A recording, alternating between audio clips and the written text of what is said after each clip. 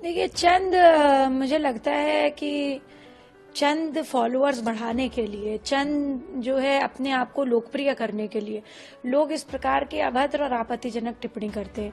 आजकल ये शायद ट्रेंड हो गया है, परंतु यह ट्रेंड कितना विभत्स हो सकता है ये मैं समझ पाई हूँ इस प्रकरण को देख करके, जिसमें इतनी अभद्र बात कही गई उन्होंने स्वयं के माता पिता के लिए। आप देखिए ना, समाज का कितना नैतिक पतन होता जा रहा है।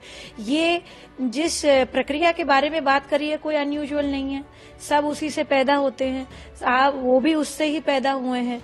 वो जब शादी भी करेंगे आगे तो उनके बच्चे भी उसी तरह से पैदा होंगे। तो उस चीज को जो है क्यों उन्होंने ऐसा जो है बोला।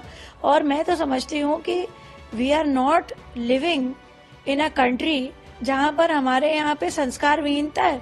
हमारे यहाँ संस्कारों का जो है पूजा होती है।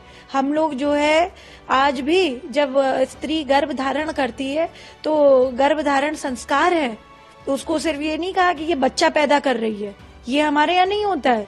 और ये पाश्चात्य सभ्यता भी अब हमसे सीख रही है ये बात कि क्या ऐसी चीजें हैं जैसे ओम का उच्चारण है, योगा है, मेडिटेशन है, उसकी डाइट है, इट अफेक्ट्स द चाइल्ड और मेडिकल साइंस इसका प्रूफ देती है। तो क्या आप जो है सिर्फ इस चीज के लिए अपने आप को चमकाने के लिए अपने माता पिता के लिए इस तरीके की बात कर रहे हैं? I don't think this is appropriate. उन्होंने माफी मांगी, बहुत अच्छा किया। मैं तो भारत सरकार से अपेक्षा करती हूँ इस प्रकार के यूट्यूबर्स को इस अपना लाइसेंस ही ना दें, यूट्यूब को लिख करके भेजें कि ये लोगों को बैन करें, क्योंकि समाज में आज चलिए अच्छा ही हुआ कि इनकी सोच परिलक्षित हो गई सबके सामने। ये कल को कहाँ दिशा दे सकते हैं और कहाँ दिशा भ्रम करा सकते हैं। और रोने से कुछ नहीं होता है।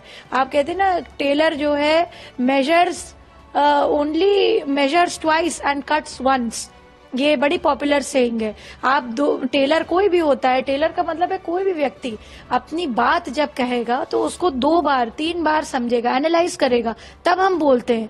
और उसका कट करना, यानी कपड़े को कट करना सिर्फ एक बार काटता है। यानी कोई भी अगर गलत बात भी कहे तो उसको एक बार कहे, परंतु इतनी गलत बात अपने ही माता पिता के लिए जो व्यक्ति बोल रहा है वो क्या उदाहरण प्रस्तुत करेगा हमारे समाज के सामने।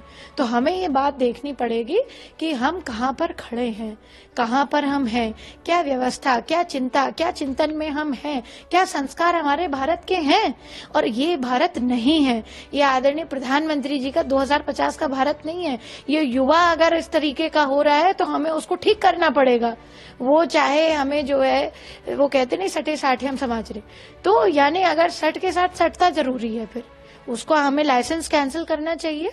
और हमें ये बात के लिए भारत सरकार की प्रतिबद्धता होनी चाहिए। जो पुलिस ने एक्शन किया है, कमेंट कि भाई बड़ा अच्छा काम किया, आई सैल्यूट द पुलिस कि उन्होंने एक अच्छा स्टेप लिया। जिन लोगों ने इसके पीछे बहुत सारी रिपोर्ट दर्ज करी हैं उनको भी मेरा नमन है कि आपने भारत की संस्कृति सभ्यता को बचाने के लिए अपने से हट करके ऊपर सोचा, क्योंकि देश ऐसे ही बनता है। देश सिर्फ एक व्यक्ति, इसका फ्रीडम ऑफ स्पीच का मतलब ये नहीं कि कुछ भी आप नहीं बोल सकते हैं, और खास तौर से आप अपने पेरेंट्स के लिए इस तरह से नहीं बोल सकते हैं।